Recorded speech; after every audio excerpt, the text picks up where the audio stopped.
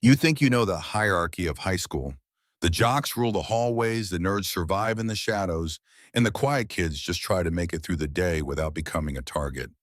But what happens when the kid being shoved into lockers every single day goes home to a man who helped build one of the most feared motorcycle clubs in American history? This is what happens when bullies wake a sleeping dragon. The sound came first. Not a roar, not an engine, a vibration. It traveled up through the soles of sneakers, rattled the metal lockers lining the hallways of Redwood Summit High School, and made the overhead fluorescent lights hum in sympathetic resonance. Students stopped mid-conversation, their phones lowering from their faces as the tremor grew stronger. Teachers paused, mid-sentence chalk hovering above whiteboards. Even the cafeteria workers accustomed to the daily chaos of teenage hunger went silent.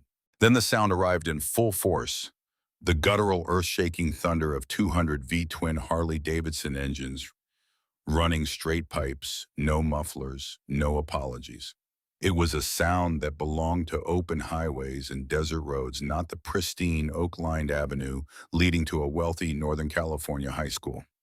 But there it was, rolling down the street in perfect 2x2 formation, chrome glinting in the late morning sun, leather cuts bearing patches that made grown men step aside. The Hells Angels Motorcycle Club had come to Redwood Summit High School. They didn't speed.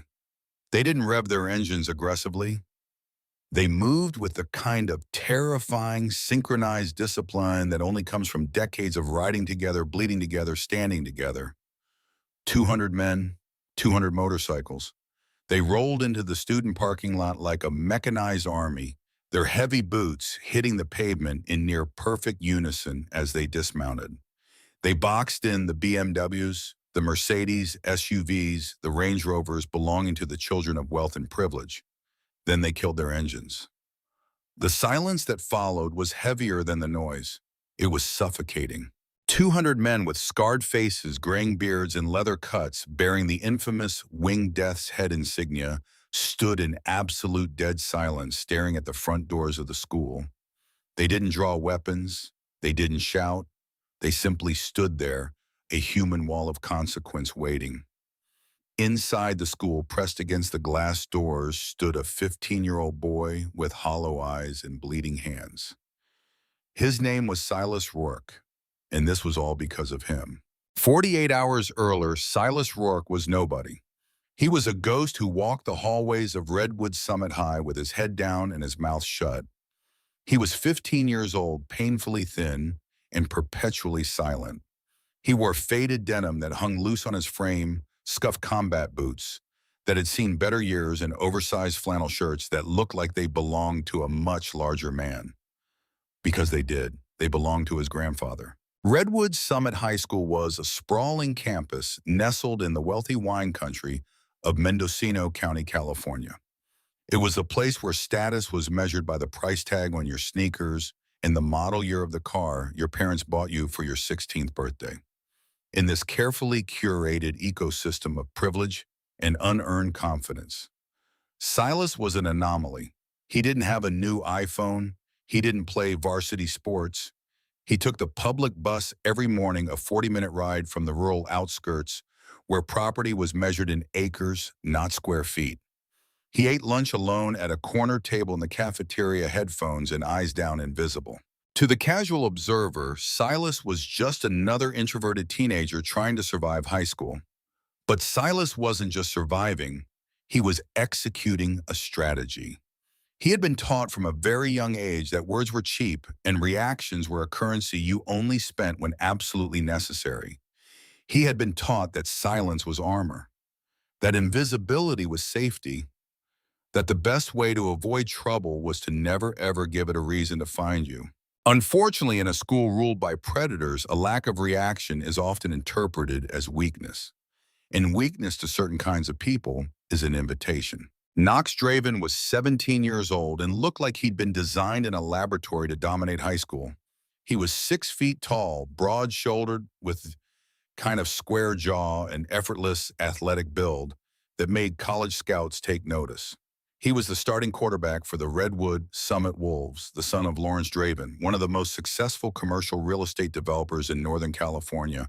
And he possessed a deep, gnawing insecurity that could only be soothed by diminishing others. Knox didn't just want to be popular. He wanted to be feared. He wanted to be worshipped. And when neither came naturally, he manufactured it through cruelty. He walked the halls flanked by his two constant companions, Vaughn and Tate, two boys who had learned early that aligning themselves with Knox was easier than becoming his target. They laughed at his jokes no matter how cruel. They echoed his insults no matter how vicious. They were extensions of his will, and in return, they were protected. Knox's obsession with Silas Ror began on a Tuesday in early October. The cafeteria was packed the air thick with the competing smells of pizza grease, institutional cleaning products, and teenage body spray. Silas had been carrying his tray, a simple meal of a sandwich, and an apple, navigating through the crowded tables toward his usual corner spot. He hadn't seen Knox coming. Knox, already irritated by a bad practice and a text from his father demanding better grades, had been walking with his crew, not paying attention, absorbed in some story Vaughn was telling. They collided, not hard, just a glancing bump, but it was enough to send Silas's tray clattering to the linoleum floor. The sandwich skidded across the tiles. The apple rolled under a nearby table. The entire cafeteria fell silent in that particular way high school cafeterias do when drama is about to unfold. Every eye in the room turned toward them, waiting. Most kids would have scrambled to clean it up, apologizing profusely, trying to defuse the situation. Some would have run. A few might have stood their ground, ready for a confrontation. Silas did none of those things. He simply looked down at the spilled food for a long moment. Then he slowly, deliberately raised his eyes and looked directly at Knox Draven. There was no fear in Silas's eyes. There was no anger either. It was a flat, cold, analytical stare, the kind of look that made the hair on the back of Knox's neck stand up. It was a look that said, "I see exactly what you are. I understand you completely, and you bore me." Knox felt something he wasn't used to feeling. Not fear exactly, but something close to it. A flicker of unease. This skinny, silent kid in thrift store clothes was looking at him like he was nothing, like he didn't matter, in front of the entire cafeteria. Knox's face flushed red. His jaw tightened. He needed to reestablish dominance immediately. "Watch where you're going, freak!" Knox muttered, his voice loud enough for the tables nearby to hear. He stepped closer, using his height advantage. "You got a problem." Silas held his gaze for another heartbeat. Then he slowly bent down, picked up his tray, and walked away without a word. He didn't apologize. He didn't explain. He just left his spilled food on the floor and walked out of the cafeteria.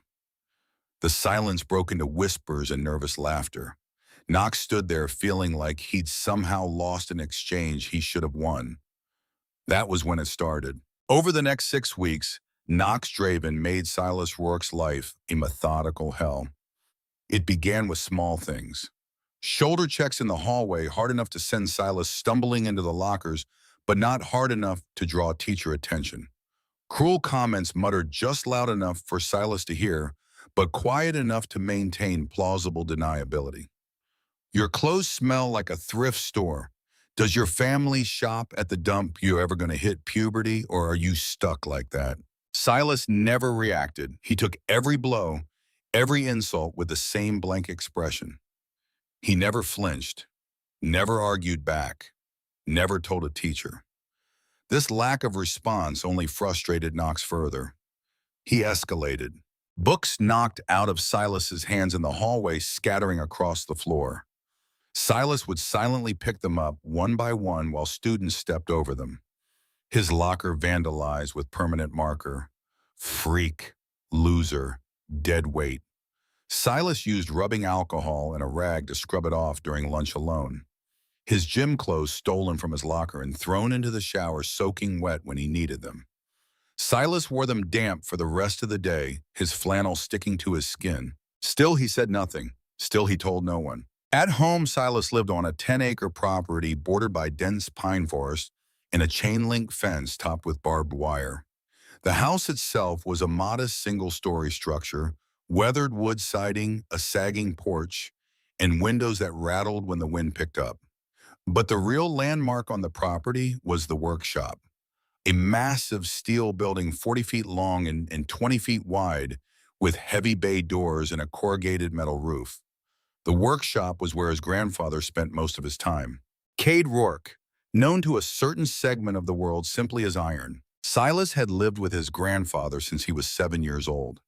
His parents had died in a car accident on Highway 101, a head-on collision with a drunk driver that killed them instantly. Silas had been at school when it happened. He remembered the principal pulling him out of class, the strange look on her face, the way she couldn't quite meet his eyes. He remembered the social worker explaining that he would be going to live with his grandfather. He remembered thinking, I don't know my grandfather. But Cade Rourke had arrived at the county office in a battered pickup truck, his long white hair pulled back into a ponytail, his forearms covered in faded ink, and taken custody of Silas without a single word of argument. Silas had been terrified of him at first. The old man was huge, 6 feet 2 inches of muscle and scar tissue, with pale blue eyes that seemed to see straight through you. He moved with the deliberate, economical grace of someone who had spent a lifetime in violent situations and learned to control every motion. But Cade had never hurt him, never raised his voice. He simply brought Silas home, gave him a room, and taught him the rules. Stay quiet. Don't draw attention. Never bring trouble to this house. And Silas, still numb from grief, had obeyed. Over the years, Silas had learned bits and pieces about his grandfather. Cade didn't talk much about his past, but Silas had picked up fragments. Cade was a veteran. Vietnam, though he never talked about it, he rode motorcycles, a 1972 Harley-Davidson shovelhead that he maintained with obsessive care. He had friends, old men with long beards and leather vests, who would occasionally stop by the property, sitting in the workshop for hours drinking beer and talking in low voices. Silas knew his grandfather had done time in prison, though he didn't know what for. He knew Cade had been part of something big, once something that still commanded respect in certain circles. But Silas didn't know the full story, and Cade had never told him. On a cold Wednesday in November, Silas sat on a bench behind the gymnasium waiting for the rain to stop. He had a 3-mile walk home, and he didn't want to make it in a downpour. The bench was tucked under an overhang, hidden from the main campus, a place where students went to skip class or smoke cigarettes. Silas went there because it was quiet. In his hands, he held something small and heavy, a vintage Zippo lighter. It was battered, the chrome finish worn down to brass, in places the hinge loose from decades of use. But it was beautiful. Engraved on one side was a date, 1972. On the other side, a single word, Oakland. And on the bottom, etched in careful script, was a name, Iron. Silas had taken it from his grandfather's workshop that morning. He hadn't planned to. He'd been in the workshop early, helping Cade organize tools before school, and he'd seen the Zippo sitting on the workbench next to a micrometer and a can of penetrating oil. It had caught the light, and Silas had picked it up without thinking. It was heavy in his palm, solid, real. He'd flipped it open. The hinge made a satisfying metallic click. He'd struck the flint wheel with his thumb, and a bright orange flame had flickered to life. Cade had looked up from the carburetor he was rebuilding. For a moment, their eyes had met. Then Cade had simply gone back to work. He hadn't said anything.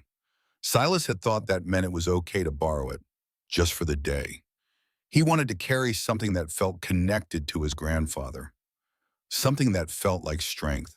Now, sitting on the bench, Silas turned the lighter over and over in his hands, feeling the worn metal, the weight of it. He didn't hear them approaching until it was too late. Well, well, look who's hiding out in the rain. Silas's head snapped up. Knox Draven stood at the edge of the overhang, flanked by Vaughn and Tate. All three of them were grinning. Knox's eyes immediately locked onto the silver object in Silas's hands. "What's that?" Knox asked, stepping closer. His voice had that mocking, predatory edge that Silas had learned to recognize.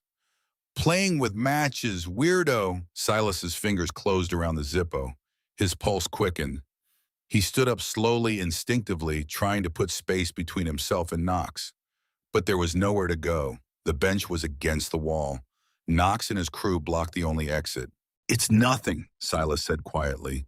His voice was hoarse from disuse. He barely spoke at school. Hearing his own voice felt strange. "Doesn't look like nothing." Knox stepped forward, his hand shooting out. Before Silas could react, Knox snatched the Zippo from his grip. Silas felt panic flare in his chest, hot and immediate. That lighter wasn't his. It was his grandfather's. It was important. He didn't know why exactly, but he knew it mattered.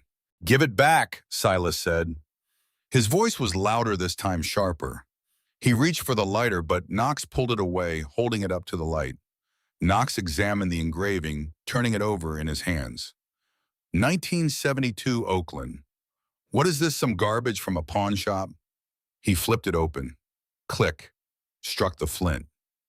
A flame appeared. Knox's grin widened. "Oh, it still works. Cool." "Knox," Silas said, his voice cracking. "Give it back, please." The word please was a mistake. Knox's eyes lit up. He had finally found the button. After 6 weeks of trying to get a reaction out of Silas, he'd finally found the one thing Silas actually cared about.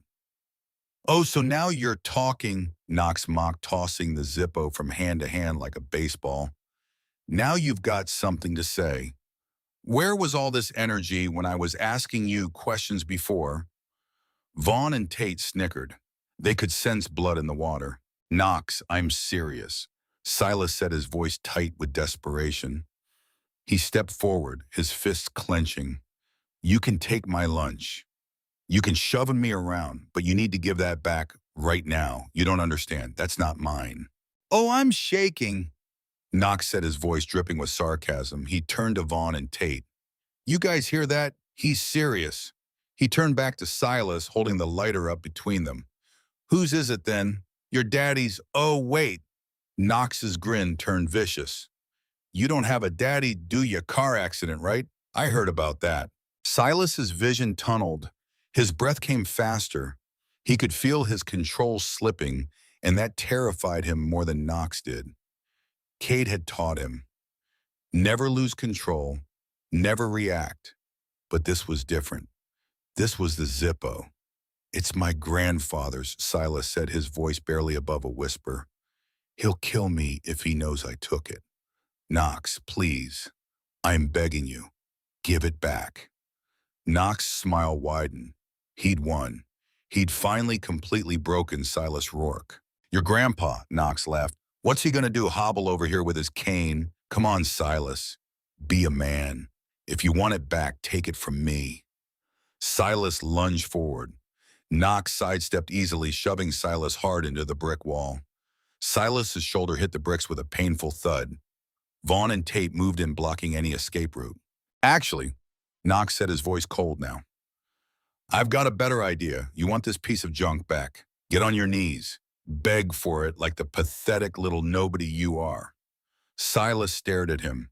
The rain poured down around them, drumming on the metal overhang. The humiliation was suffocating. But the thought of going home without the Zippo, of seeing the look on Cade's face when he realized Silas had lost it, was worse. Slowly, agonizingly, Silas bent his knees. The wet concrete soaked through his jeans immediately. He looked up at Knox, his hands trembling. "Please," he whispered. Knox looked down at him for a long moment, savoring the power. Then he shrugged. "Actually, you know what? I think I'll keep it." He turned toward the chain-link fence that bordered the ravine behind the school. "Or maybe I'll just get rid of it." "No." Silas scrambled to his feet, but it was too late. Knox cocked his arm back and hurled the Zippo over the fence. It arced through the air, a silver flash against the gray sky, and disappeared into the dense, muddy undergrowth of the ravine below. Silas stayed frozen, staring at the spot where it had vanished. His heart pounded against his ribs so hard it hurt. Knox and his crew walked away laughing and high-fiving, completely unaware of what they had just done. They thought they'd thrown away a cheap lighter. They had no idea they'd just thrown away a piece of history. A relic. Something sacred. Silas didn't move for a long time. Then without a word, he climbed over the fence. The ravine was a nightmare of blackberry brambles, poison oak, and slick mud. The rain had turned the hillside into a treacherous slope, and Silas slipped and slid his way down, his hands tearing on thorns his jeans soaked through. He searched for 2 hours crawling through the undergrowth, digging through piles of wet leaves, checking every patch of mud. His hands bled. His knees were bruised. His flannel was shredded. He didn't find it. By the time Silas finally gave up, the sun was setting and the rain had turned into a steady drizzle. He climbed back up the ravine, his entire body shaking from cold and exhaustion. He walked the 3 miles home in the dark, his mind numb, replaying the moment knocks through the Zippo over and over again. The Rourke property was silent when Silas arrived. The house was dark, but the lights in the workshop were on. Silas could see his grandfather's silhouette moving inside backlit by fluorescent work lights. He thought about sneaking past, going straight to his room, avoiding the inevitable confrontation. But that would only delay it. Cade would notice eventually. Silas pushed open the side door to the workshop. The space smelled like motor oil, old leather, and metal shavings. Tools hung in perfect rows on pegboards. A 1972 Harley-Davidson shovelhead sat on a hydraulic lift in the center of the room, partially disassembled. Cade Rourke stood at his workbench, wiping grease from his hands with a red shop rag.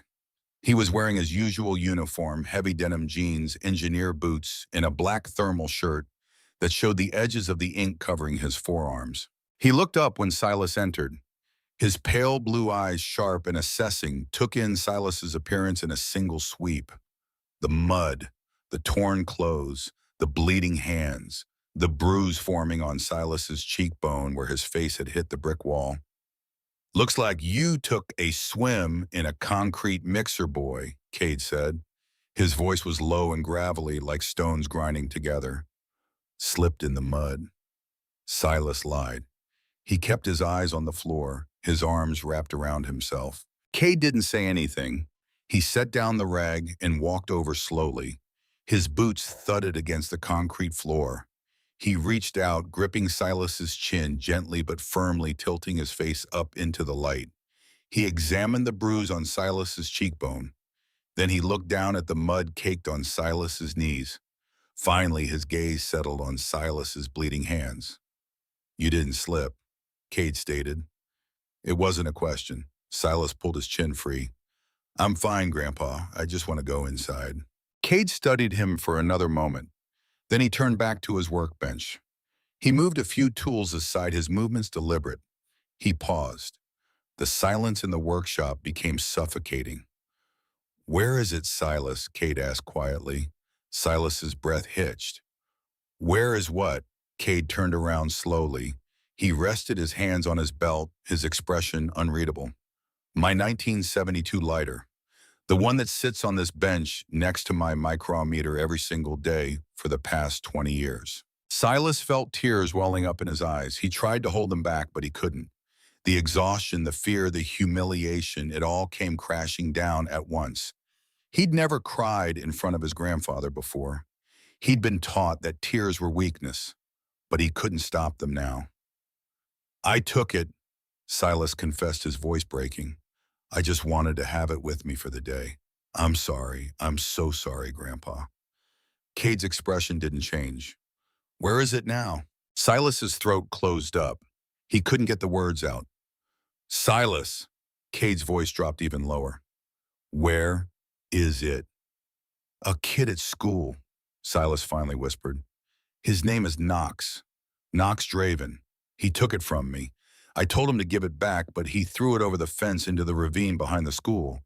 I tried to find it, Grandpa. I searched for hours. I swear I looked everywhere." Cade held up a single scarred finger. Silas's mouth snapped shut immediately.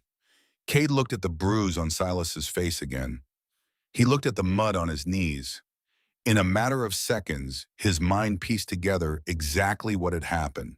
He knew what bullying looked like. He knew what humiliation looked like. He'd seen it before, done it before, survived it before. "Did you fight back?" Cade asked. No, Silas said, his voice barely audible. Why not? Because you told me, Silas said, tears streaming down his face now. You told me never to draw attention, never to bring cops to our door, never to make trouble. So I didn't. I just let them. Cade closed his eyes. A long, heavy sigh escaped his lips. For a moment, he looked older than his 75 years. He'd spent his entire life teaching Silas to be invisible, to be silent, to avoid conflict.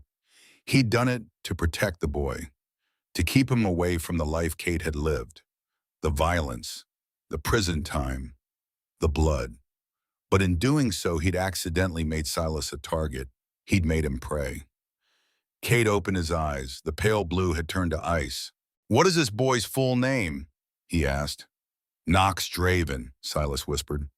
His dad is Lawrence Draven. He's rich grandpa. He builds malls and shopping centers.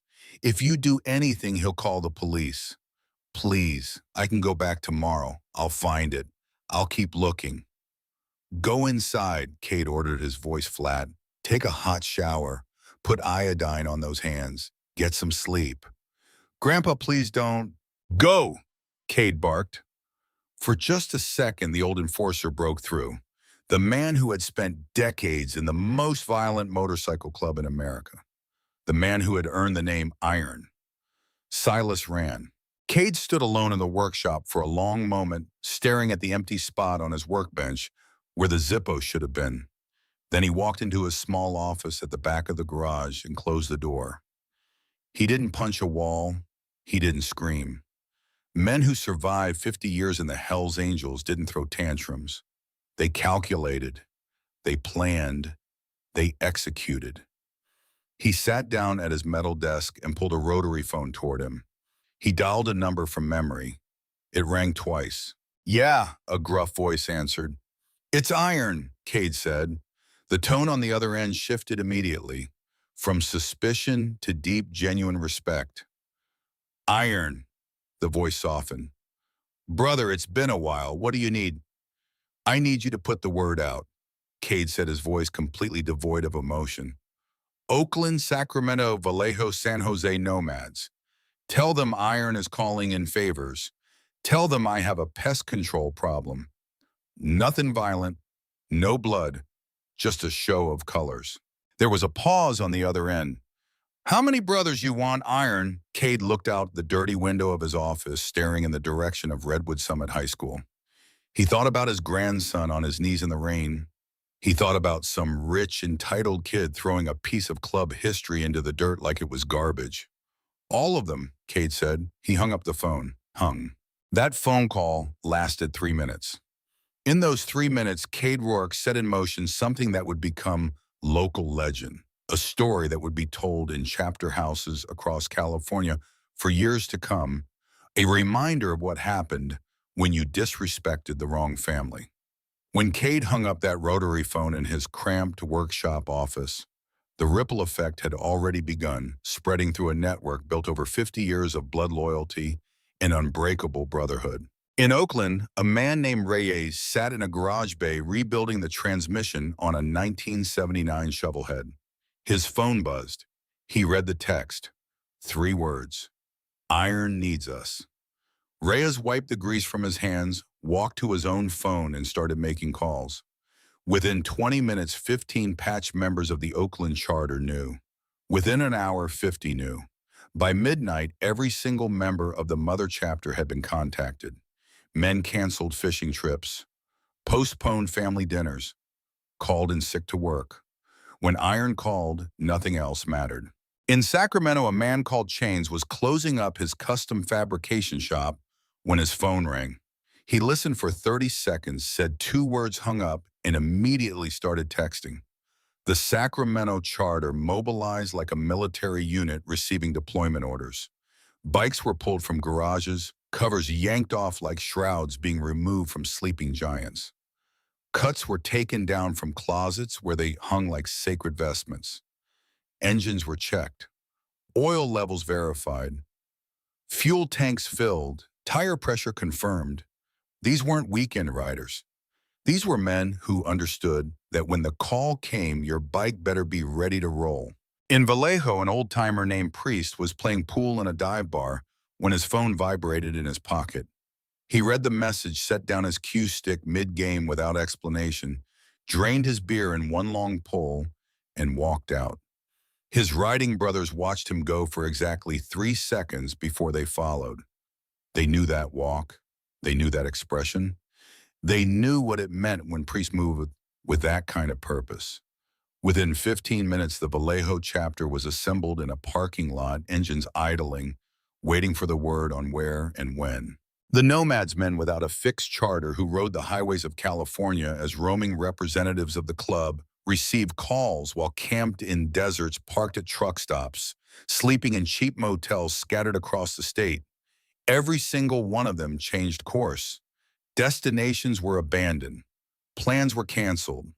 They turned their bikes toward Mendocino County like iron filings drawn to a magnet.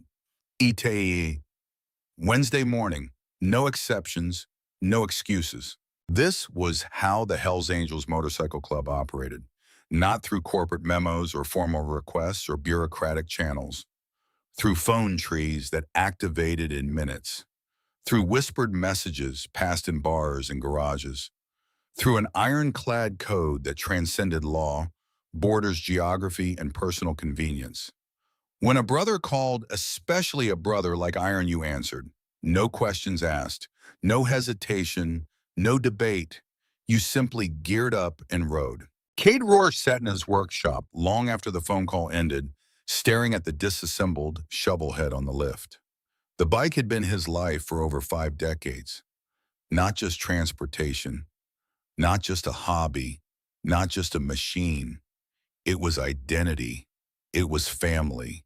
It was the physical manifestation of a code he'd lived by since he was 21 years old, a code that had sustained him through wars, both foreign and domestic, through prison cells and open roads, through violence and brotherhood, and everything in between. Cade had been born in 1951 in a small agricultural town outside Fresno, California. His father worked in the fields, brutal labor under a brutal sun for brutal pay, the kind of work that broke men's backs in spirits in equal measure. Cade grew up watching his old man leave before dawn and return after dark, smelling of pesticides and exhaustion, too tired to speak, too defeated to dream. He watched him drink himself numb every night, watched him age 20 years in 10, watched him die at 53, with nothing to show for a lifetime of back-breaking work except scars and regrets in an early grave. Cade swore he would never live like that. He would never bow. He would never beg. He would never break his back for men who saw him as disposable. He would take what he wanted, or he would die trying. At 18, that choice was made for him. Cade was drafted, Vietnam. He spent 2 years in hell, came back with scars both visible and invisible, and found that the country he'd fought for didn't want him. Jobs wouldn't hire him once they saw the discharge dates. Women wouldn't date him once they saw the 1,000-yard stare. The VA hospitals were overwhelmed, understaffed, indifferent to the ghosts walking through their doors. He was 20 years old, trained to kill, conditioned for violence, and completely adrift in a world that had no use for him. Then he met Otto. Otto was a decade older, a veteran of a different war, a man with graying hair and a permanent scowl who rode a Harley Davidson and wore a leather vest with patches Cade didn't recognize. They met in a bar outside Fontana, one of those places where nobody asked questions and the bartender knew when to look away. Otto bought Cade a beer without being asked. They talked about war, about coming home, about the emptiness that followed soldiers like a shadow. At the end of the night, Otto gave Cade an address and a date. A meeting. Oakland. If you want a family, he said, show up. If you want to belong somewhere, show up. If you want brothers who will never leave you behind, show up. Cade showed up. The Hells Angels Motorcycle Club in 1972 was not the mythologized, commercialized, merchandised image it would later become. It was raw, dangerous, and uncompromising. It was a brotherhood forged in the fires of post-war disillusionment, bound by a code that valued loyalty, above all else, above law, above comfort, above life itself. 1%, that was what they called themselves. 1% of motorcyclists who rejected the rules of polite society. 1% who lived outside the law, outside the system, outside everything the straight world held sacred. Cade fit in immediately. He was fearless, ruthless when necessary, and utterly loyal. He proved himself in street fights that left scars he still carried, in runs across state lines that tested endurance and nerves, in situations that required absolute trust and zero hesitation, where a brother's life might depend on your willingness to act without question. Within 2 years, he earned his full patch: the death's head on his back, the diamond on his forearm, the Oakland rocker that marked him as a member of the Mother Chapter. And on the day he was officially recognized as a full member of the Oakland Charter, the chapter president, a legend named Bishop, handed him a gift: a 1972 Zippo lighter, chrome, heavy, engraved with the year and the word Oakland.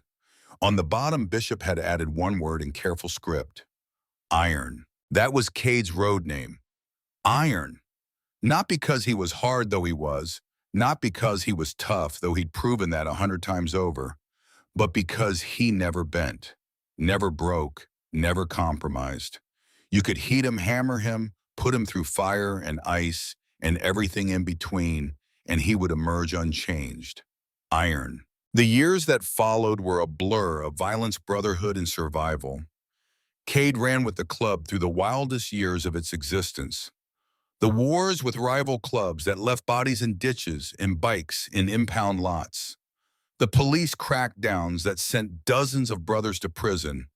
The federal investigations that tried and failed to break the organization. He did things he would never speak of, saw things he could never unsee, participated in acts that existed in that gray space between justice and revenge. And he spent 5 years in San Quentin for a crime he absolutely committed but would never admit to. Prison didn't break him. If anything, it hardened him further, stripped away whatever softness might have remained. When he got out in 1983, the world had changed, but the club hadn't. Cade rode with Oakland for another 15 years, rising to a position of respect and influence. He wasn't president. He didn't want the administrative headaches, the constant politics, the responsibility for every decision. But when Iron spoke, people listened. When Iron made a decision, it was final. When Iron called in a favor, you paid it. No questions, no delays, you paid. In 1998, Cade retired from active club business. He'd earned it. 50 years old, more scars than he could count, a body that ached in the mornings, and a mind full of ghosts. He bought the 10-acre property in Mendocino County, built the workshop with his own hands, and shifted into the role of elder statesman. He still wore his cut on special occasions. He still attended funerals and weddings and charter anniversaries. But he stepped back from the runs, the meetings, the constant edge-of-the-knife existence that defined active membership. Then in 2018, his son and daughter-in-law died in a car accident, and 7-year-old Silas came to live with him. Cade had no idea how to raise a child. He was 75 years old, a man whose life had been defined by motorcycles, violence, and loyalty to a code most people would never understand. But Silas was blood, and blood mattered. Blood was everything. So Cade took him in, gave him a home, and taught him the only way he knew how. Be silent, be invisible, never draw attention. It was the same code that had kept Cade alive for 5 decades, the same code that had allowed him to survive when so many others hadn't. But now, sitting in his workshop, staring at the empty space where the Zippo should be, Cade realized he'd made a mistake. He'd taught Silas to survive in Cade's world, a world of rival clubs and federal raids and prison yards. But Silas didn't live in that world. He lived in high school, and in high school, silence wasn't safety. Silence was blood in the water.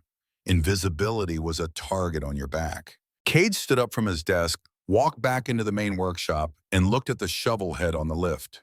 Tomorrow morning, he would put on his cut for the first time in 5 years. Tomorrow morning, he would ride. And tomorrow morning, a lot of people were going to learn a very important lesson about what happened when you touched what belonged to iron. Wednesday morning arrived cold and clear, the sky that particular shade of bruised purple that sometimes follows heavy rain in Northern California.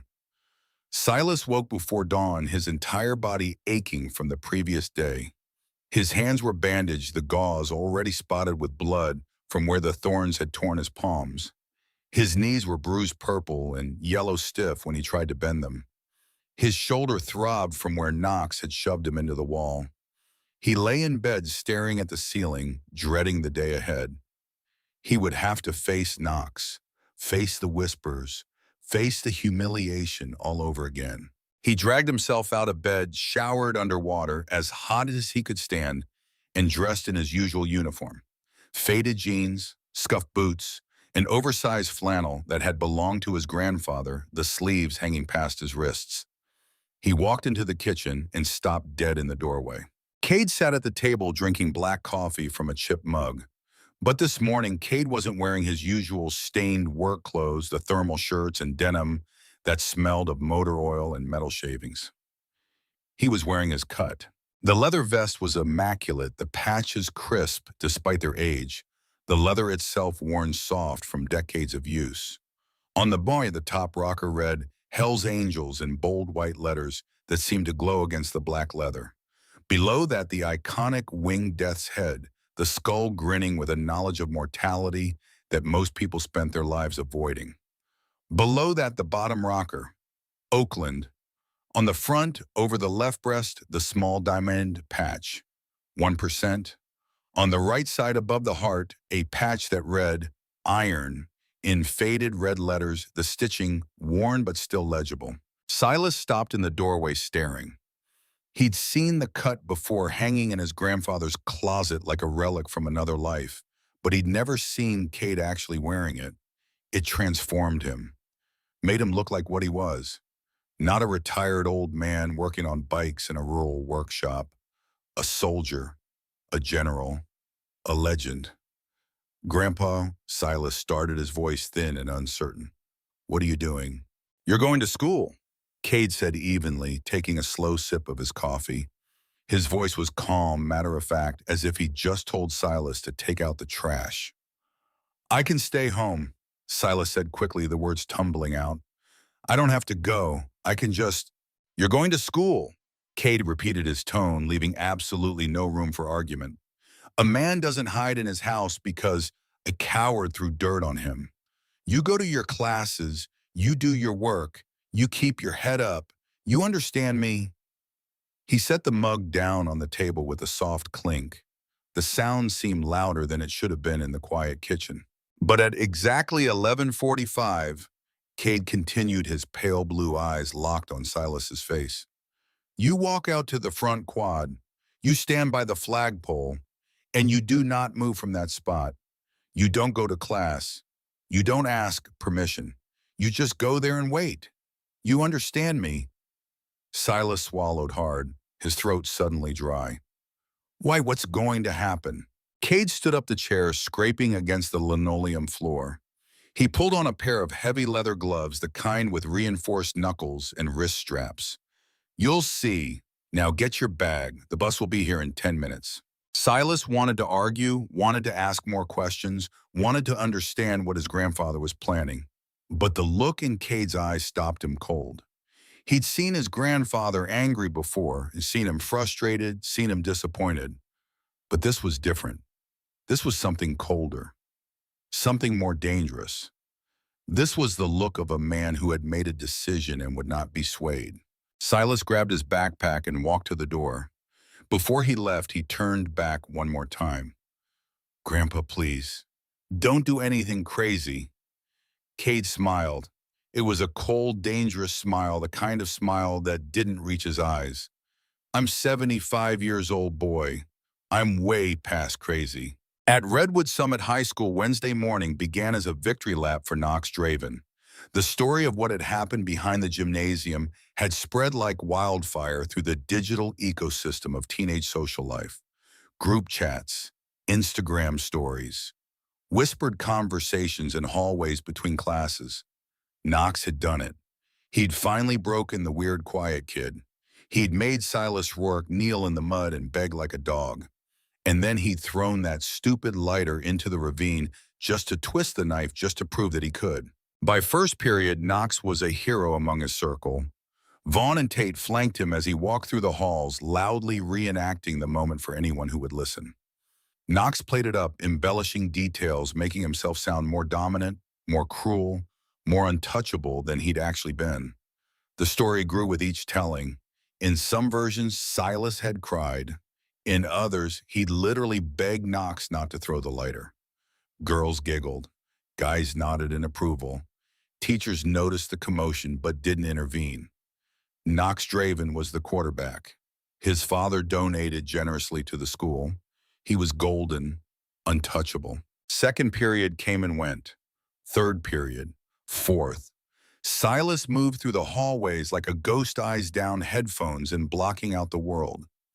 He could feel the stares burning into his back, hear the whispers that cut off when he walked past, feel the weight of humiliation pressing down on him like a physical force. But he didn't react. He just counted down the minutes until 11:45, wondering what his grandfather had planned, wondering if he should be terrified or hopeful, or some combination of both. At 11:30, Knox was in the cafeteria holding court at a table crowded with football players and cheerleaders. The cafeteria was packed, the usual chaos of hundreds of teenagers trying to eat lunch in a 30-minute window. Knox was in the middle of retelling the story for what must have been the 10th time when someone near the window suddenly stood up, their chair scraping loudly against the floor. "What is that?" a girl asked, her voice confused, cutting through the ambient noise. Knox turned toward the window's irritation flickering across his face at being interrupted mid-story. At first, he didn't hear anything. Then he felt it, a vibration, low rhythmic traveling up through the floor, rattling the metal chairs and tables. The fluorescent lights overhead began to hum in sympathetic resonance. Water bottles on tables started to vibrate, creating tiny ripples in the liquid. "Is that an earthquake?" someone asked, genuine worry creeping into their voice. The vibration grew into a rumble, and then the rumble became a roar. The unmistakable guttural thunder of hundreds of Harley-Davidson engines running straight pipes echoed across the campus like the approach of a mechanical storm. It was so loud that teachers stopped mid-lecture in classrooms across the building. Students yanked out earbuds. Everyone without exception turned toward the windows, drawn by the sheer impossible volume of the sound. Rolling down the oak-lined avenue that led to Redwood Summit High School was a procession of motorcycles.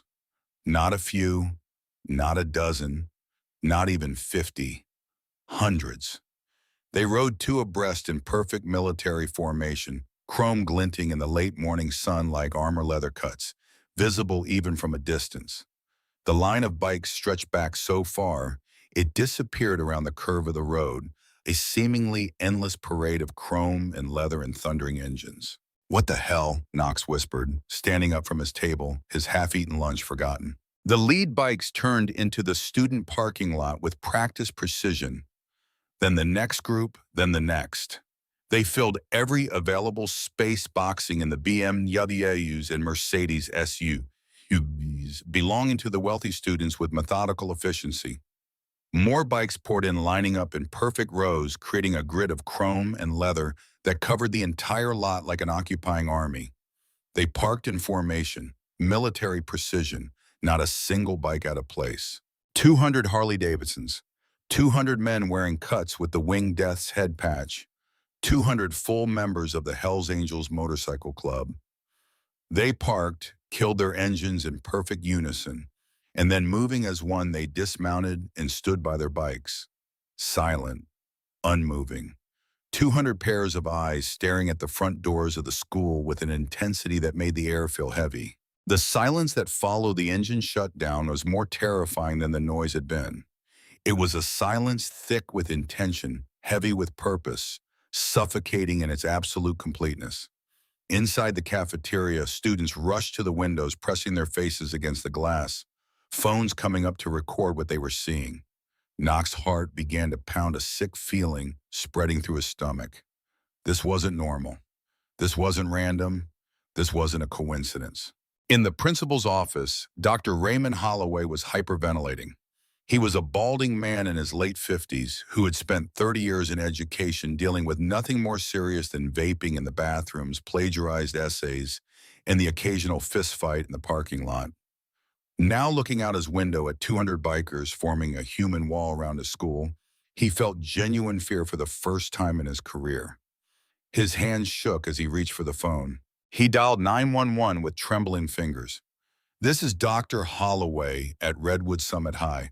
We have a situation. There are approximately 200 motorcycles in our parking lot. Hell's Angels. They're just standing there. I need police immediately." The dispatcher tried to sound calm, professional. "Are they threatening anyone? Have they displayed weapons? Have they made any demands?" "No," Holloway admitted, his voice cracking. "They're just standing there. But there are 200 of them, 200.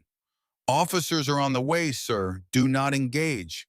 Keep students inside. Lock all doors. This is now an active lockdown situation." Holloway slammed down the phone with more force than necessary and activated the school's PA system. His voice, shaking and high-pitched, echoed through every classroom and hallway in the building. "This is a hard lockdown. All students and staff remain in your current locations. Lock doors. Stay away from windows. This is not a drill. I repeat, this is not a drill." Panic rippled through the school like a wave. Students pulled out phones, filming through windows, texting parents, posting to social media with shaking hands. Within minutes, the footage was everywhere. Local news stations picked up the story. Parents started calling the school, the police, anyone who might have information. The school's phone lines were completely overwhelmed within 5 minutes. Outside, 3 Mendocino County Sheriff's cruisers arrived, sirens wailing, lights flashing. They parked at the edge of the campus property. 4 deputies stepped out, hands instinctively moving toward their holsters, but not drawing weapons. They took one look at the 200 men standing in formation and stopped. Just stopped. Froze in place like men who had suddenly realized they were in a situation far beyond their training. The lead deputy, a veteran named Martinez, recognized the patches immediately. He'd grown up in Oakland. He knew what the death's head meant. He knew what the 1% diamond signified. He knew that you didn't escalate a situation like this unless you wanted a war, and wars with the Hells Angels didn't end well for law enforcement. Not historically, not ever. Martinez keyed his radio with a hand that wasn't quite steady. "Dispatch, this is Unit 7. We are on scene at Redwood Summit High. Approximately 200 Hells Angels members present. No weapons visible. No aggressive behavior. They are standing in the parking lot in formation. I repeat, no weapons visible, no aggressive behavior. Requesting immediate backup and advising extreme caution. This is not, I repeat, not a standard situation. Copy that, Unit 7. Sheriff en route with additional units. Do not engage. Maintain perimeter. Observe only." Martinez and his deputies stood by their cars, waiting, watching, counting. 70-1 odds, and that was if every deputy in the county showed up. And these weren't kids playing tough. These were grown men with criminal records, military training, in many cases, and zero fear of law enforcement. Men who had been arrested before, done time before, faced down cops before their mom. This was a standoff they couldn't win by force. Inside the school, Silas stood by the flagpole in the front quad, exactly where his grandfather had told him to be. The glass doors leading to the parking lot were locked, heavy deadbolts thrown. Dr. Holloway was shouting orders in the hallway behind him, his voice shrill with panic. Students were pressed against windows on the second floor, filming everything their phones held up like offerings to the gods of social media. Silas looked out at the sea of motorcycles and leather cuts through the glass doors. He'd never seen anything like this. His mind couldn't process the scale. 200 men, all here, all silent, all staring at the school like they were waiting for something, or someone. And then through the rows of bikes, Silas saw movement at the far end of the parking lot. A single motorcycle rolled slowly up the pedestrian walkway, completely ignoring the designated parking areas. ignoring the sidewalk rules, ignoring everything except its destination. It was a 1972 Harley-Davidson, shovelhead black and chrome, perfectly maintained the engine note distinct from all the others. The massive crowd of bikers parted like water to let it through, creating a path with the kind of synchronized movement that only came from deep respect. The bike rolled forward, slow and deliberate, until it stopped directly in front of the glass doors less than 10 feet from where Silas stood. The rider killed the engine with a final rumble, kicked down the kickstand with a metallic clink, and dismounted with the deliberate, economical movements of a man who had done this 10,000 times before. Cade Rourke stood at the front doors of Redwood Summit High School in his full cut, his white hair pulled back into a tight ponytail, his pale blue eyes sweeping across the terrified faces pressed against the glass like specimens in a jar. He looked like a general surveying a battlefield before the first shot was fired. He looked like a force of nature given human form. He looked exactly like what he was, a legend stepping out of retirement for one final act. He walked up to the doors slowly, boots thudding against the concrete with each step.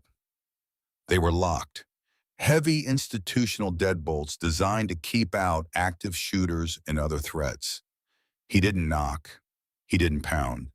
He simply raised his gloved fist and tapped the glass twice with his knuckles. Tap, tap, polite, almost gentle. Then he pointed a single finger at the deadbolt, a simple gesture that carried the weight of absolute authority. Inside, Dr. Holloway stood frozen in the hallway 20 feet from the door, paralyzed by fear and indecision. He was sweating profusely despite the cold, his hands shaking, his mind racing through every training protocol he'd ever received and finding nothing that covered this situation. Cade made eye contact with him through the glass, held it, didn't blink, didn't speak, just pointed at the lock again, a simple gesture that somehow conveyed both patience and absolute inevitability. Holloway's legs moved on their own, carrying him forward against every instinct, screaming at him to run. He fumbled with his keys, his hands so unsteady he could barely fit the key into the lock, had to try 3 times before it slid home. He turned it. Click. The deadbolt retracted. Cade pushed the doors open and stepped inside, the sound of his boots on the polished floor echoing through the silent hallway like gunshots.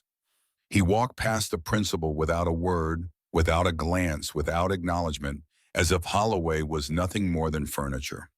He stopped directly in front of Silas, his grandson, the boy who looked so small and fragile standing there in his oversized flannel and torn jeans. For a moment, grandfather and grandson just looked at each other. Silas's face was pale, his eyes wide with something between terror and awe. Cade reached out and placed one massive scarred hand on Silas's shoulder, the weight of it somehow both comforting and terrifying. "You did good, boy," Cade said quietly. His voice was calm, almost gentle. The voice of a grandfather proud of his grandson, not the voice of a man who had just brought 200 bikers to shut down a high school. Then he turned to face Dr. Holloway, who stood trembling near the attendance desk, his face the color of old milk. "I'm here for 2 people," Cade said, his voice carrying through the silent hallway with perfect clarity. "Knox Draven and his father Lawrence Draven. You're going to get them for me." Holloway's mouth opened and closed like a fish drowning in air. You can't just walk in here. I've called the police. They're outside right now. Cade smiled. It wasn't a friendly smile. It was the kind of smile a predator gives before it strikes. "I know. I saw them. They're standing by their cars watching my brothers. Counting, realizing they're outnumbered 70-1. Realizing that if they try to come in here, this becomes an incident. And nobody wants an incident, do they? Not you, not them, not anybody." Holloway took a step back, bumping into the wall. "What do you want?" "I told you," Cade said patiently, like he was explaining something simple to a slow child. "Knox Draven and Lawrence Draven. You're going to call Knox's father. You're going to tell him his son stole something very valuable from my family. And you're going to tell him that if he is not standing in this hallway in 15 minutes, the 200 men outside are going to start coming inside to look for it. All 200. And we're going to search every classroom, every office, every closet until we find what we're looking for. I can't, I don't. Holloway stammered, his career flashing before his eyes. Lawsuits and termination letters and everything he'd worked for dissolving like smoke. Cade leaned forward slightly. Not aggressive, not threatening, just enough to make his point crystal clear. Yes, he said softly, you can and you will. Because the alternative is that this gets much, much worse for everyone, especially for you. Holloway's hands shook as he picked up the phone. Lawrence Draven was a man accustomed to getting his way in every situation he encountered. At 52 years old, he had built an empire out of concrete and steel and political connections, transforming empty lots into shopping centers, office complexes, and luxury condominiums across 3 counties in Northern California. He knew every city councilman by first name and nickname. He had 3 judges on speed dial. He donated generously to the right campaigns, joined the right clubs, played golf with the right people at the right country clubs. In his world, problems were solved with phone calls, lawyers on retainer, and checks written on thick cardstock with raised lettering. When his assistant patched through the panicked call from Redwood Summit High's principal, Lawrence was in his Mercedes G-Wagon, heading to a meeting with investors in Napa, mentally rehearsing his pitch for a $12 million development deal. He listened to Dr. Holloway's stammering explanation with growing irritation, his jaw tightening with each stuttered word.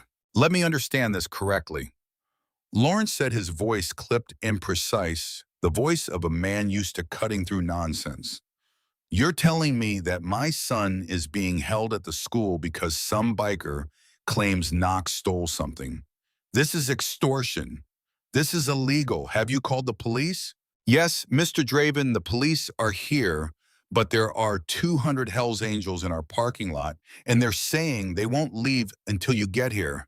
And this man, he just walked in like he owns the place, and he's demanding to see you and Knox. And I've never seen anything like this in 30 years. Of 200, Lawrence interrupted, his irritation shifting slightly towards something else.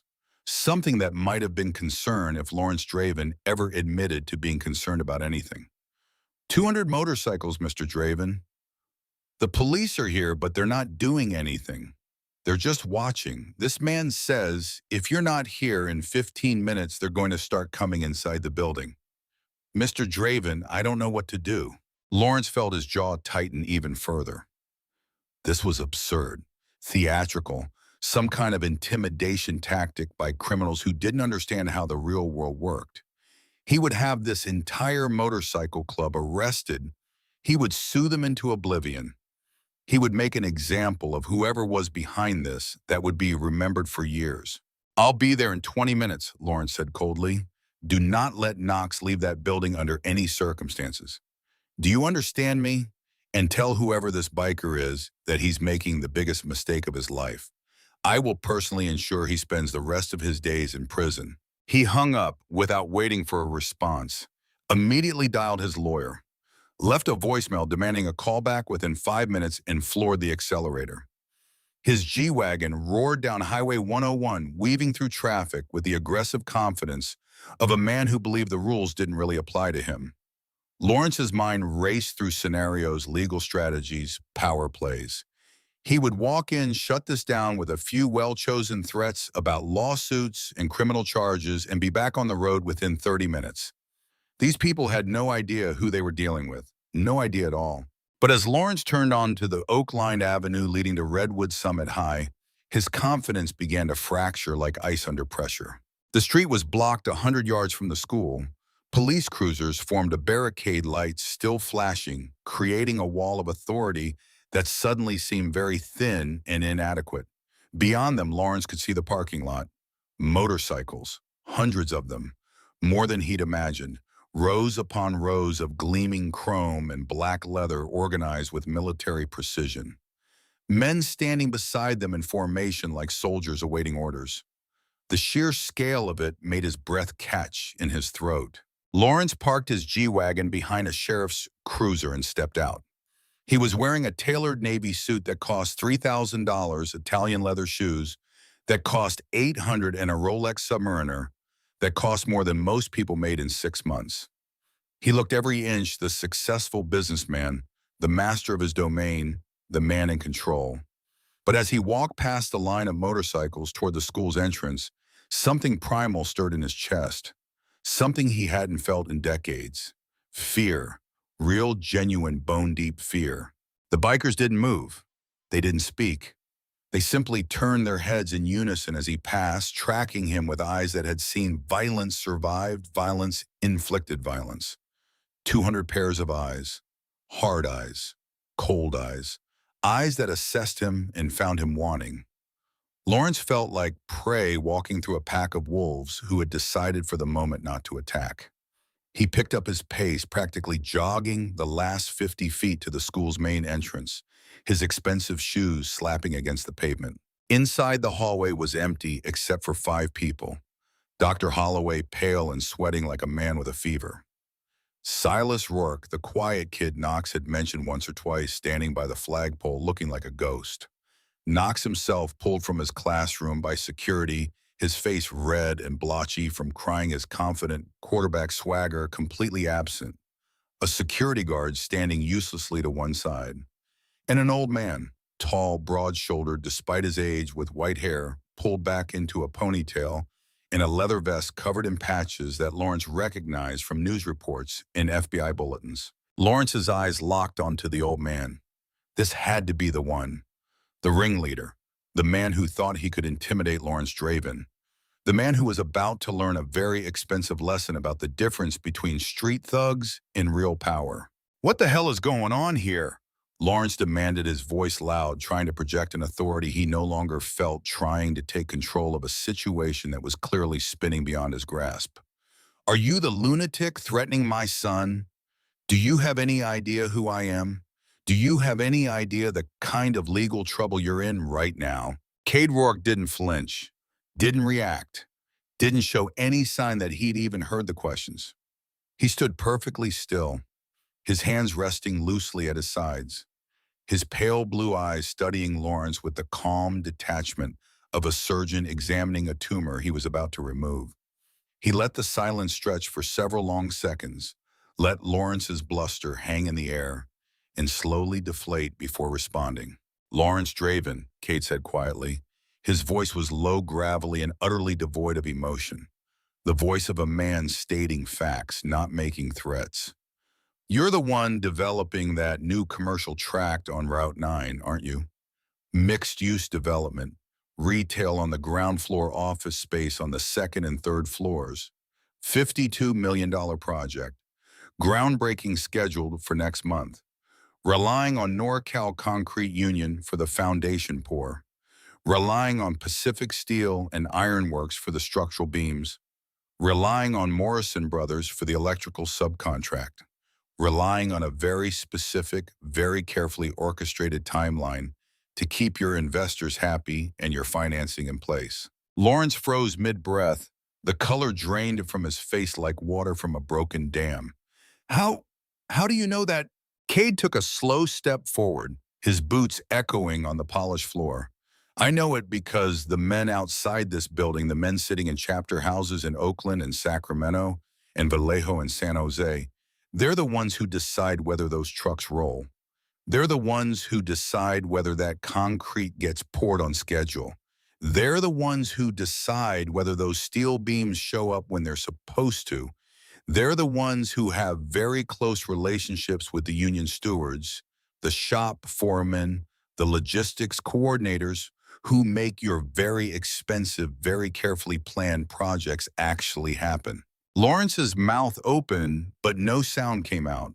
His mind was racing, making connections he'd been too arrogant to see before. The unions.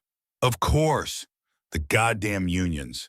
He'd spent months negotiating contracts, securing suppliers, greasing palms, to keep everything on schedule, to keep costs under control, to keep his investors from getting nervous. And now this old man in a leather vest was telling him that all of it, every single piece of his carefully constructed empire, could be dismantled with a phone call. And right now, Cade continued, his voice dropping even lower, becoming almost conversational. I'm thinking I'd very much like to see your entire project sit and rot in the mud until the bank forecloses on you. I'm thinking I'd like to see your concrete trucks develop mysterious mechanical problems. I'm thinking I'd like to see your steel shipments get delayed indefinitely due to inventory discrepancies. I'm thinking I'd like to see your electrical contractors discover they're suddenly too busy with other projects to honor your contract. I'm thinking I'd like to watch you explain to your investors why everything is 6 months behind schedule and $3 million over budget. Lawrence's knees felt weak. He looked at Knox, who was pressed against the lockers, sobbing quietly, no longer the confident bully, but a terrified child. Then back at Cade. Why? Lawrence whispered, all the bluster gone, all the confidence evaporated. What did we do to deserve this? Cade pointed a scarred finger at Knox, the gesture simple, but carrying the weight of absolute judgment. Because yesterday afternoon, your son decided to play God with my grandson. He stole a 1972 Zippo lighter that was given to me by the Oakland charter president the day I earned my full patch 53 years ago. A lighter that's been with me through wars and prisons and everything in between. A lighter that represents 50 years of brotherhood and loyalty and sacrifice. And then after forcing my grandson to kneel in the mud and beg for it back like a dog, your son threw it into the ravine behind the school like it was garbage, like it was nothing, like it meant nothing. Lawrence spun around and grabbed Knox by the collar of his designer polo shirt, slamming him against the lockers hard enough to make the metal ring. You did what? He screamed, spittle flying from his lips, all pretense of parental affection abandoned in favor of pure survival instinct. You stole from him. Are you completely out of your goddamn mind? Do you have any idea what you've done? I didn't know. Knox wailed, his voice breaking into a high-pitched sob, the confident quarterback completely gone. It was just a stupid lighter. I was just messing around. I didn't know it was important. I didn't know who his grandfather was. A stupid lighter, Cade repeated, his voice soft and lethal as a knife sliding between ribs. He stepped closer until he was inches from Knox's face, close enough that Knox could smell old leather and motor oil and something else, something dangerous.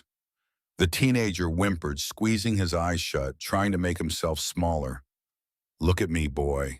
Knox slowly, reluctantly opened his eyes, tears streaming down his face. He looked into Cade's pale blue gaze and saw something that would haunt him for the rest of his life. Not anger, not rage, something colder, something ancient and immovable and absolutely certain. The eyes of a man who had done terrible things and would do them again if necessary. You think you have power because your daddy buys it for you, Cade said quietly, each word precise and deliberate. You think you're important because you throw a football and your father writes checks. But power isn't what you own, boy. Power isn't money in a bank account or a fancy camera or a big house. Power is what you can destroy. Power is what you can take away. And right now, with one phone call, I can destroy your father's entire livelihood. I can make sure he loses everything he's built over 20 years. I can take his business, his reputation, his future, and grind it all into dust. Do you understand me? Do you understand what real power looks like? Knox nodded frantically, unable to speak, his entire body trembling like a leaf in a hurricane. Cade stepped back. He turned to Lawrence, who stood there with his hand still on Knox's collar, his expression a mixture of rage and terror and desperate calculation. Here's what's going to happen, Cade said, his voice returning to that same calm, matter-of-fact tone. Your son is going to walk out the back doors of this school. He's going to climb down into that ravine, and he's going to stay on his hands and knees in the mud, crawling through the thorns and the poison oak and everything else down there until he finds my lighter. If he finds it before sundown, this ends. If he doesn't find it by sundown, I make the phone call. Your concrete trucks do not show up Monday morning. Your steel shipment gets delayed indefinitely. Your project dies, and you spend the next 5 years in bankruptcy court explaining to angry investors how you lost their money. Lawrence's hands were shaking. He looked at his son, at the old man at the 200 bikers visible through the windows, like an army waiting for orders. He was trapped. Completely, utterly, inescapably trapped. This wasn't a negotiation. This was a sentence being handed down, and there was no appeal, no lawyer, no amount of money that could change it. Fine, Lawrence said, his voice hollow and defeated. He'll do it. Knox, move now. You're going to find that lighter if it takes you all day and all night. You're going to crawl through that ravine until your hands bleed and your knees are raw and you can't take another step. And you're not going to stop until you find it. Do you understand me? Knox's legs nearly gave out as Lawrence grabbed his arm and dragged him toward the back exit, practically carrying him. Dr. Holloway started to protest something about liability and school policy and insurance regulations, but one look from Cade silenced him. The principal stepped aside, his career and his principles, both casualties of a situation far beyond his control or understanding. Cade turned to Silas, placing his hand back on his grandson's shoulder. Come on, boy. You're going to watch this. You need to see this. They walked through the empty hallways to the back of the school, their footsteps echoing in the unnatural silence. Behind them, students pressed against classroom windows, phones out, filming everything, documenting a moment that would be talked about for years. Word had spread like wildfire through the building. The entire school knew something massive was happening, something unprecedented, something that would become legend. The back doors opened onto a sloping field that led down to a chain-link fence in the ravine beyond. The same ravine where Knox had thrown the Zippo less than 24 hours ago. The rain from the previous day had turned the hillside into a nightmare of slick mud and treacherous footing. Blackberry brambles choked the slopes like barbed wire. Poison oak grew in thick, toxic patches. It was treacherous terrain even in good conditions, and conditions were far from good. Lawrence shoved Knox toward the fence with more force than necessary. Climb over. Start looking. And you don't stop. You don't rest. You don't give up. You find that lighter, or I swear to God, I'll leave you out here until you do. Knox stared at the ravine, his face the color of old milk. Dad, I don't even remember exactly where I threw it. It could be anywhere down there. It could take hours, days. Then you better start looking, Lawrence snapped. His voice was harsh, brutal, but Silas could hear the fear underneath. This wasn't a father disciplining his son out of some sense of justice or parental responsibility. This was a man desperately trying to save himself by sacrificing his child. Knox climbed over the fence, his expensive sneakers slipping on the wet metal, nearly falling twice before he made it over. He dropped down onto the muddy slope and immediately lost his footing, falling hard, his hands sinking wrist-deep into the black earth. He scrambled to his feet, mud coating his designer jeans, and started down the hill. Within minutes, he was crawling. The slope was too steep to stand on, safely too slick with mud and rain. Knox's clothes were shredded by thorns within the first 10 minutes. His hands were bleeding from grabbing at brambles for support. He dug through piles of wet leaves, checked under fallen logs, crawled through dense undergrowth that tore at his skin and clothes. Every few minutes, he would look up at his father standing at the fence, desperate, pleading, hoping for mercy. Lawrence just pointed back down the slope. Keep looking. Don't stop. Find it. By noon, the entire school was watching. Second-floor windows overlooked the ravine, providing a perfect view of the spectacle unfolding below.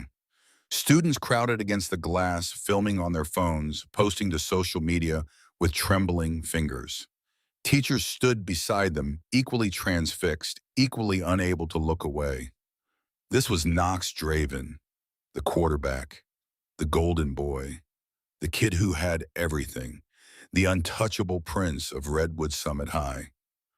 Crawling through mud like an animal searching for something he'd thrown away in casual cruelty. The 200 bikers remained in the parking lot, silent and unmoving, a constant reminder of why this was happening, a physical manifestation of consequences. They knew what was going on. Word had spread through the ranks. Iron's grandson had been wronged. Iron was making it right. They didn't need to do anything except stand there and be seen.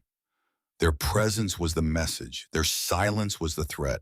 Silas watched from the edge of the field, standing next to his grandfather, and felt something complicated and confusing churning in his chest. He'd expected to feel satisfaction, triumph. Knox was getting exactly what he deserved. Justice was being served in the most direct and brutal way possible. But as the hours dragged on, and he watched Knox crying, bleeding, covered in mud from head to toe, he felt something more nuanced. Vindication, yes, but also pity. Also something that might have been guilt.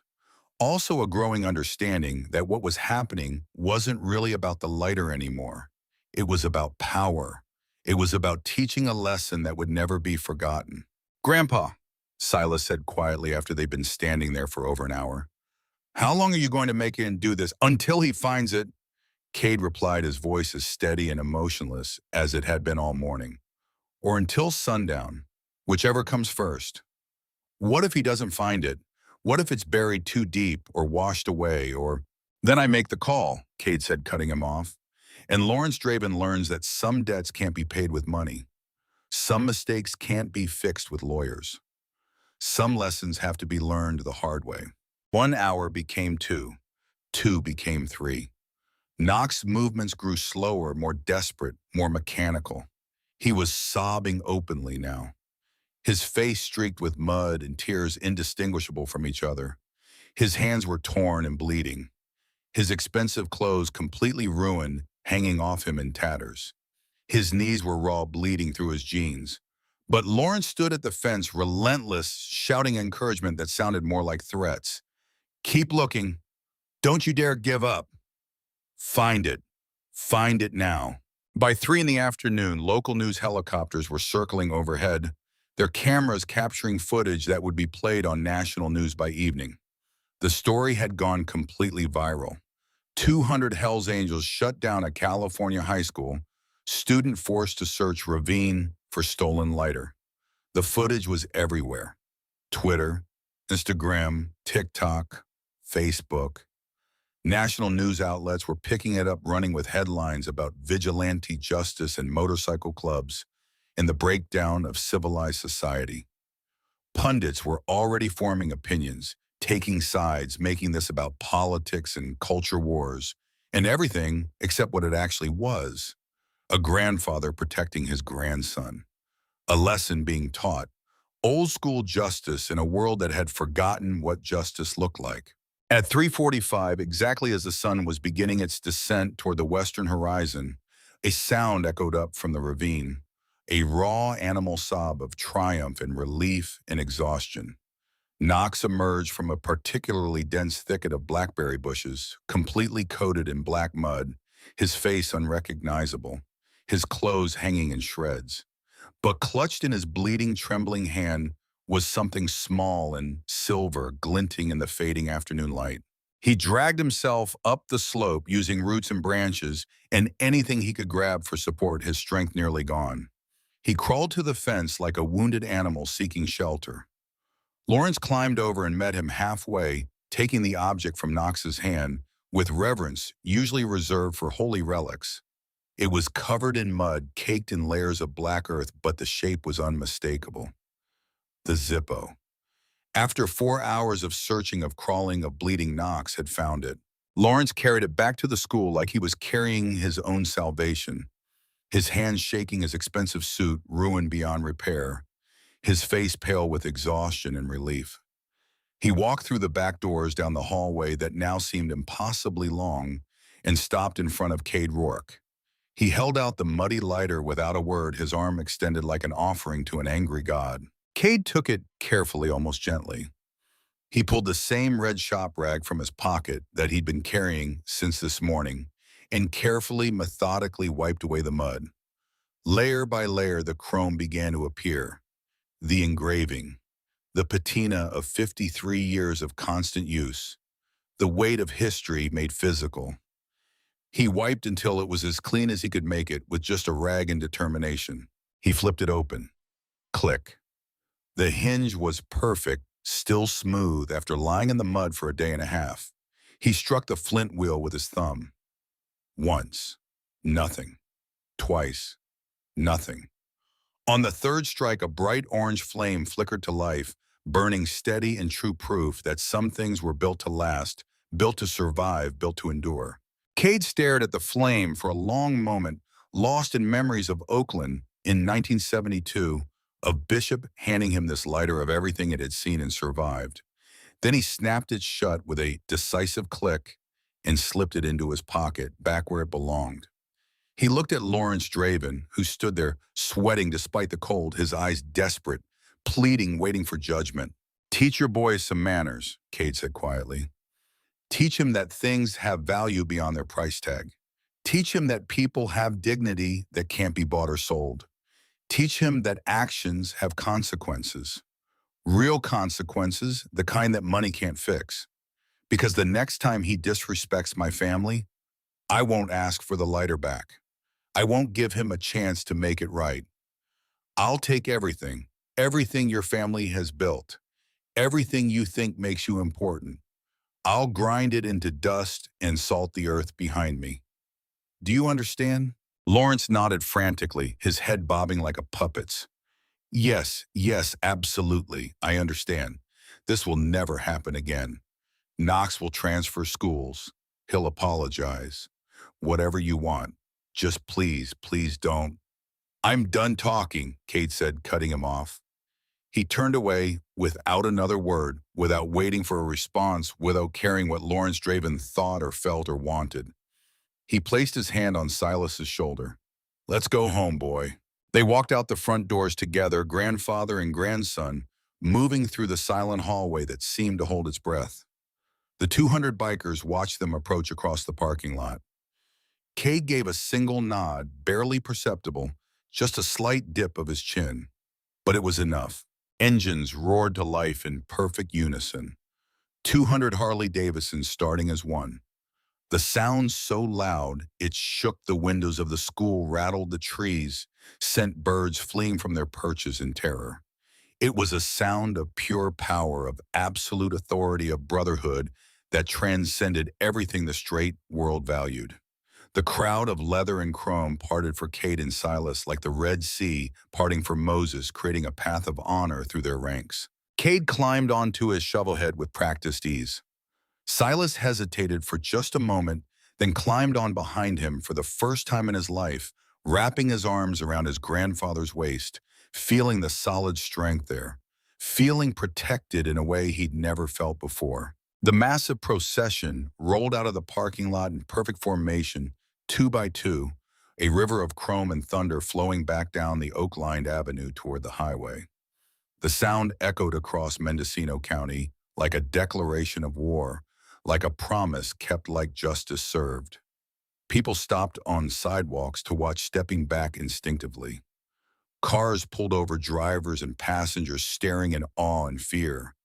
The entire town knew something had happened. Something big.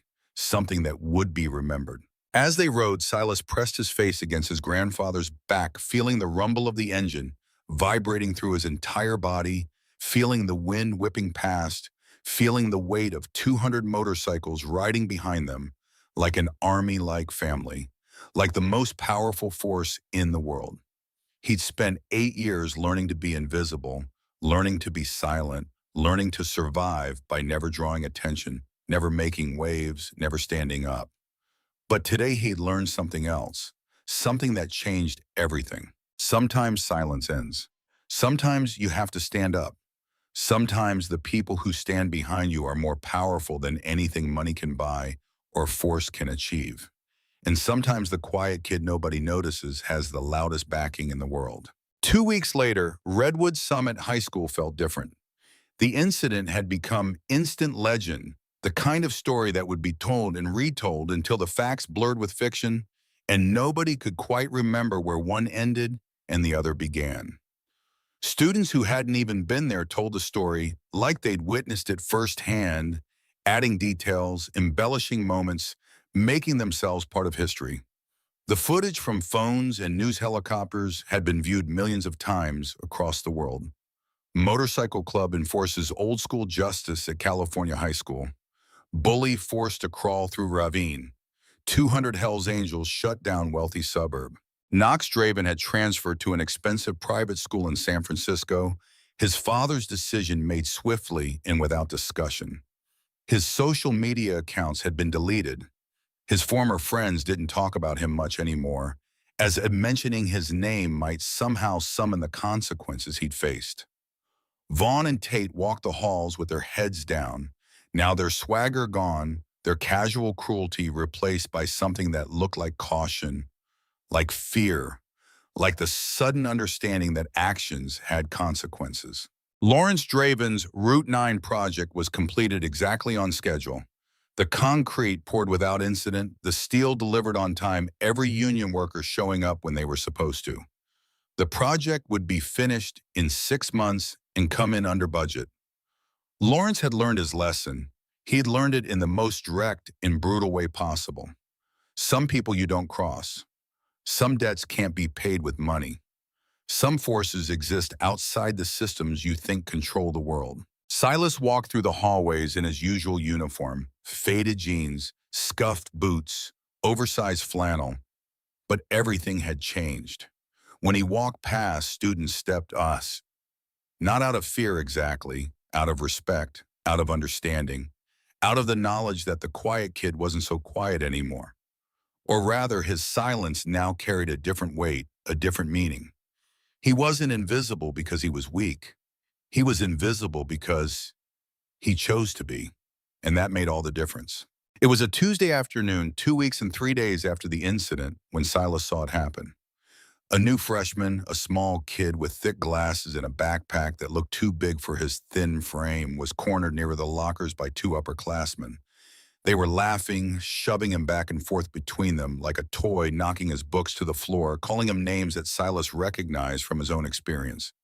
The kid was trying not to cry, his face red, his hands shaking, his entire body language, screaming victim in a way that made predators circle. Silas stopped walking. He stood there for a moment, watching his mind running through the familiar calculation. Keep moving. Don't get involved. Don't draw attention. 8 years of training, 8 years of conditioning, 8 years of survival strategy, telling him to walk away, to let it happen, to stay invisible. But something else, something new, something that had grown in the 2 weeks since his grandfather brought 200 bikers to his school, told him differently. He walked over his footsteps, quiet but deliberate. "Leave him alone," Silas said. His voice was quiet, not loud, not aggressive, not threatening, just a statement of fact delivered in a tone that somehow carried absolute certainty. The 2 upperclassmen turned, saw who was speaking, and froze like deer caught in headlights. Everyone in the hallway went silent, conversations cutting off mid-sentence, the normal chaos of between-class traffic stopping, like someone had hit pause on reality. Silas Ror, the kid with the Hells Angels grandfather, the kid who had brought 200 bikers to the school, the kid whose story had been on national news, the kid who had become legend. The upperclassmen looked at each other, their faces going pale.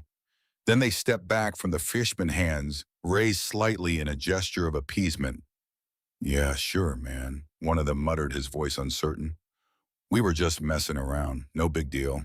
"It is a big deal," Silas said quietly. "Leave him alone. Find someone else to pick on. Or better yet, don't pick on anyone." They walked away quickly, practically running, their casual cruelty evaporating in the face of consequences they suddenly understood were real.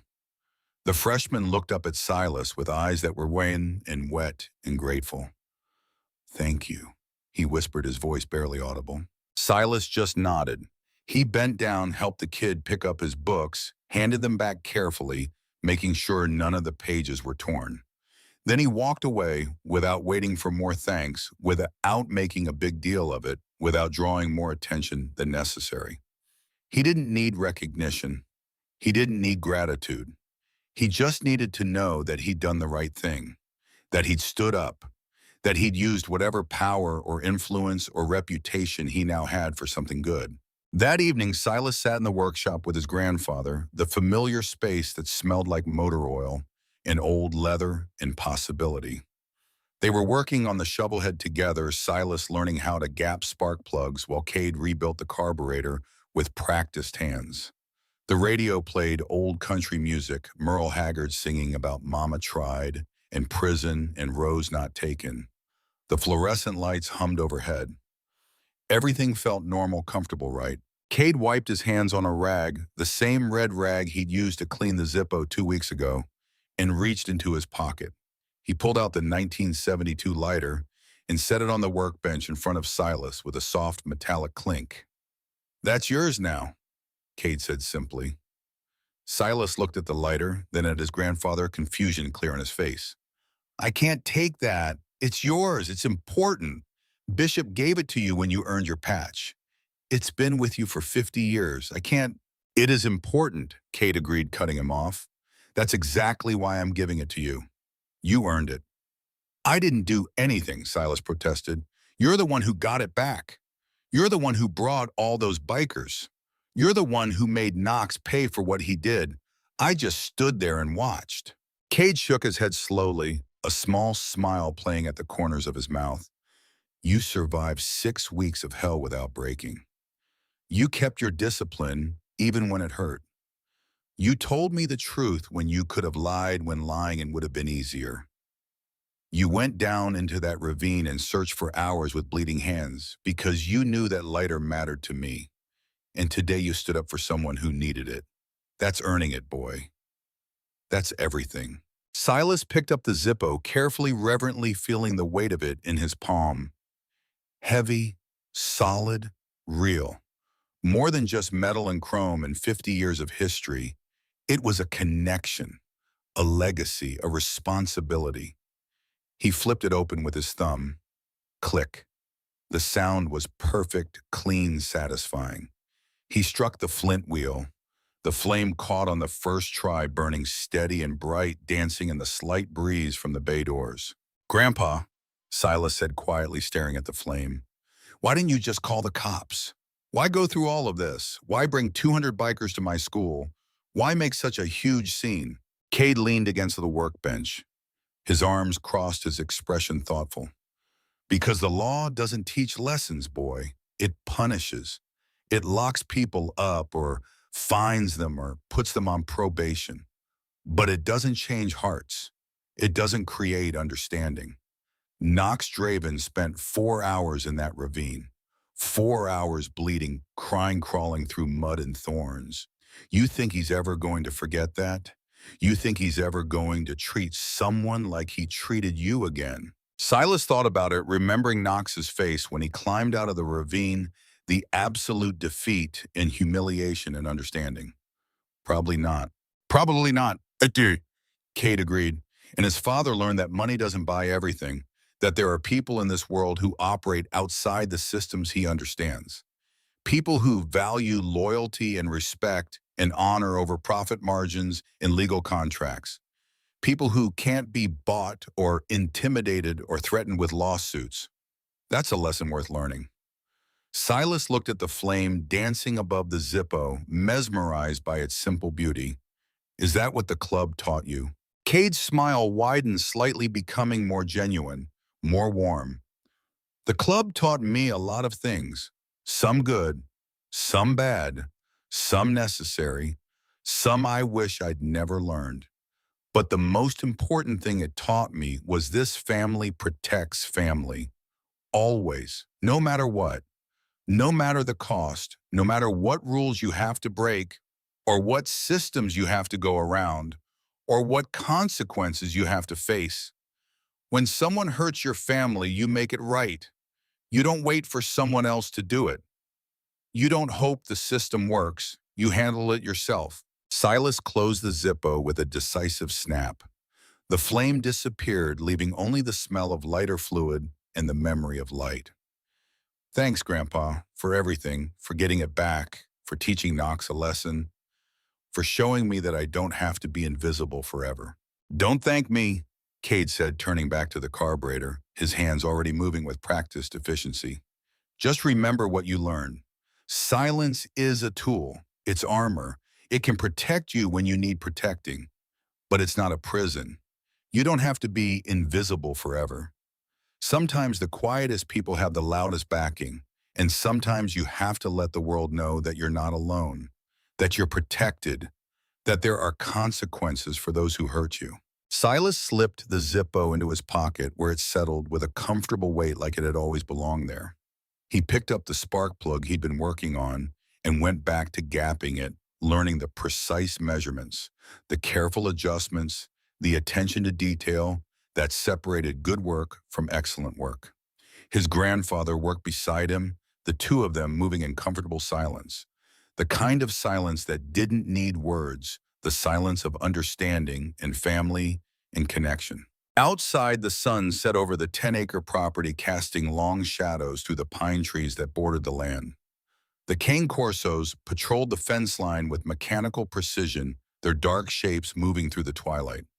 The no trespassing signs stood stark against the fading light warnings to a world that now understood what they meant. And in the workshop, two generations of Rorks worked side by side, bound by blood and loyalty, in a 1972 Zippo lighter that had traveled through 5 decades of violence, brotherhood, and survival to finally come home to where it belonged. Silas Ror graduated from Redwood Summit High 3 years later as valedictorian. His quiet discipline and fierce intelligence finally recognized. He was never bullied again. He spoke more in those 3 years than he had in his entire life before, but he never lost the lesson of silence. He learned to choose his words carefully, to speak when it mattered, to stand up when others couldn't, to use his voice as a weapon when necessary and a shield when required. And every single day, without fail, he carried the Zippo in his pocket, a reminder of who he was, where he came from, and who stood behind him. Sometimes the quietest people have the loudest backing. Sometimes all it takes to change everything is knowing that you're not alone. And sometimes when bullies wake a sleeping dragon, they learn lessons that no school could ever teach. Lessons about respect and consequences, and the difference between power that's bought and power that's earned. Lessons that last a lifetime, lessons written in mud and blood and chrome and fire.